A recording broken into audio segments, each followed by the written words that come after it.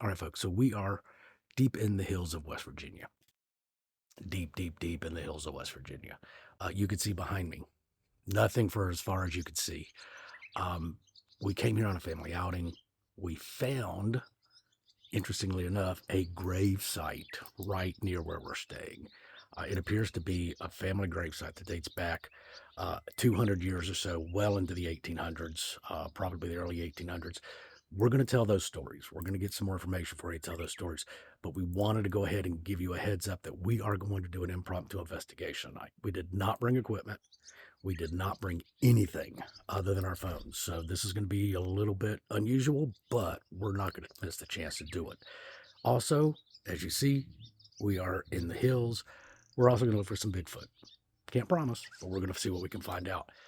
What I hope we don't run into, though, are snakes and bears, because this time of year, they are all out. So we need to be careful about that. Anyway, we'll have more for you shortly, so stay tuned.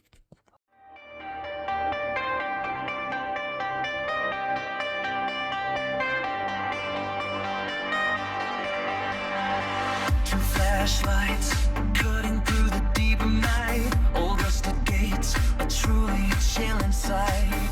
Got our EMF readers, a camera crew of two, ready to film whatever ghosts decide to do. Oh, the paranormal pulse is getting strong. Where the veil is thin and things just feel alright. Did you see that? As always, we're going to start with a reading. Kristen, thank you for bringing your cards and allowing me to use them. So give me a second. We'll do our normal 3-card reading to find out what type of energy's here, what their intent is, and then what their guidance is for us. So, in this reading, I'll be drawing 3 cards. The first card represents the essence of the spirits here. This is their core vibration and often hidden qualities that shape their identity. The second card represents intention. This provides insight into their purpose or their mission. And the third represents guidance. This reveals more about the path ahead for us or the message they offer. Now, before I begin, I always shuffle the deck, center myself, and focus on the connection I seek. Let's get started. The Lovers. Based on what I already know about tonight, that makes sense. Their intention, the Knight of Wands. That also makes sense. This is really interesting. And then their message on for us how to proceed tonight is the Ten of Wands, which is also interesting. The cards here are telling us a story. The first card, the Lovers, is a powerful sign of unity. Their essence is connection, devotion, a bond that didn't end in death. These spirits were tied to one another in life, and even now, their energy moves as one. Whatever happened on this land, it wasn't the story of a single soul. It was a story shared. Now, the Knight of Wands. This is about discovery, adventure. The spirits want us to follow the trail they have been trying to show for generations. The Knight of Wands is a call to action, a push forward, a message that something here is ready to be uncovered. And finally, the Ten of Wands. This card is the weight of burdens carried alone. And in this place, that meaning becomes painfully real. These families lived in the 1800s, isolated in the deep woods, surviving harsh winters, hard labor, and the constant pressure of keeping their loved ones alive and safe. They carried responsibilities most of us today could barely imagine. The weight of the land, of survival, the weight of bearing their own kin right where we stand.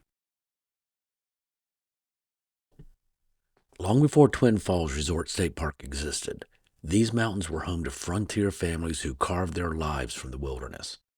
Among them were the Blankenships of colonial Virginia and the Sarvers of early West Virginia, two bloodlines that eventually merged into one.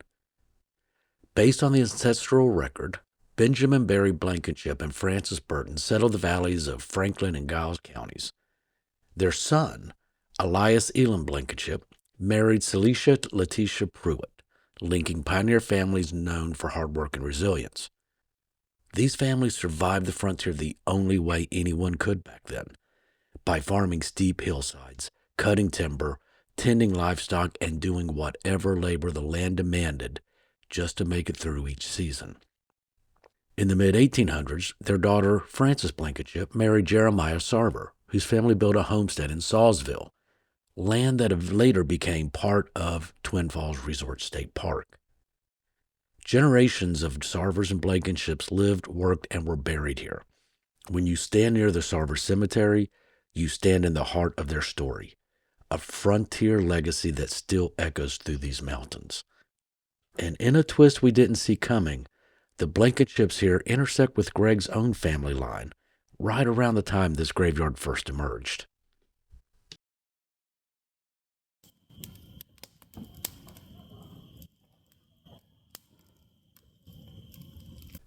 We wait by the fire until the sun slips behind the hills. That's when this investigation truly begins. All right, so as you can tell, it's dark out here now. So I think we are about ready to do our thing. I'm going to see if I can get us some more light. We approach every investigation with respect for the dead, and we stay just outside the cordoned-off gravesite to avoid disturbing even a single leaf here. Let's walk over here to the gravesite. I mean, this is literally how close we are. I mean, Craig and I are going to be sleeping out here, basically overlooking this. So this ought to be an interesting night.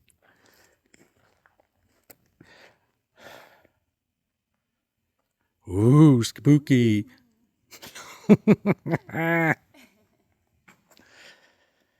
Okay, so first of all, we want to learn from the cards. We'll try to not do this beer thing. I want to learn from the cards. So the very first thing is we come with complete respect.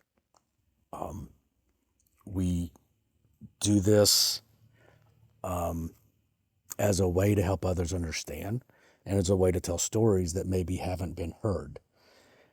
So we know many of you may have been buried 100, 150 years ago, and you had a hard life. So we come with all respect with that. I would like to see if anybody will speak with us or contact with us. And if you want, you can speak directly into this device in my hand, and it will pick up your voice. I understand this is the Sarver graveyard. Which Sarver would like to speak first?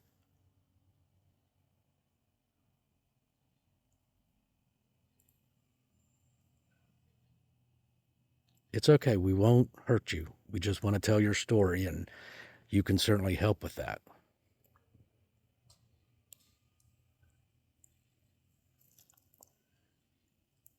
What's your name?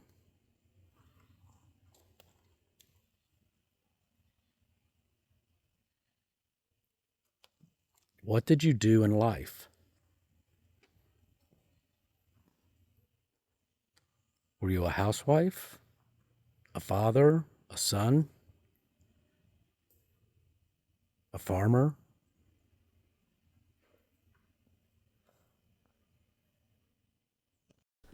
Now Greg steps up to see if he can make contact with any of the Sarver spirits that may be present. This is Greg at Twin Falls State Park in West Virginia. I'm here at a private family's graveyard in the middle of the state park.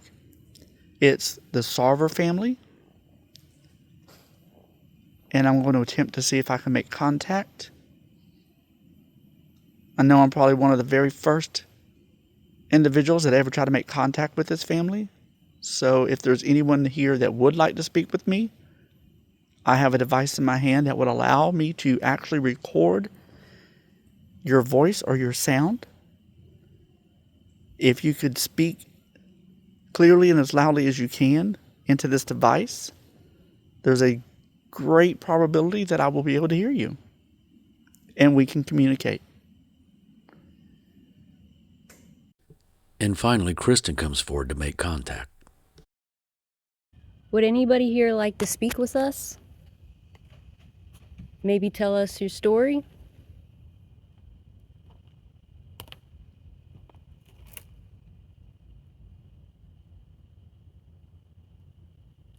Is there anything you'd like to tell us? Maybe let us know?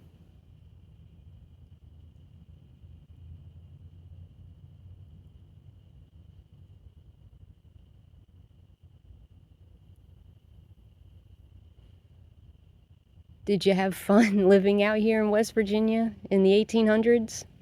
Was it hard work? Was it nice being away from lots of people, just being out in nature?